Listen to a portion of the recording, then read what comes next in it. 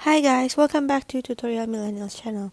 In today's video, I'm going to show you how to book a flight using Agoda. So tap on flights and then you choose whether you want a round trip or a one-way. If you want a one-way, tap there and then you choose your destination and your flying, like where you're flying from. So choose the airport or the city, then the departure date, and then how many passengers. So just tap and then select and then tap search. And then now Agoda is searching for flights, and the very top it says the cheapest flight, but if you don't want that flight you can just scroll down for different airlines and different time. For example, I want the cheapest available flight, so tap on it and then read the details and tap book this flight. And then I have to add the contact details, so this is where your e-ticket will be sent. So this is it doesn't have to be the passenger info, but this is where the e-ticket will be sent.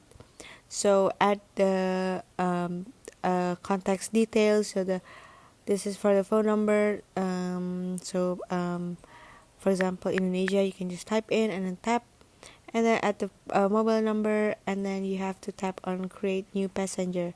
So you have to fill in the passenger info, whether a male, female, first name, last name, date of birth, nationality, and then so after you fill in all of the details, you can just tap on save.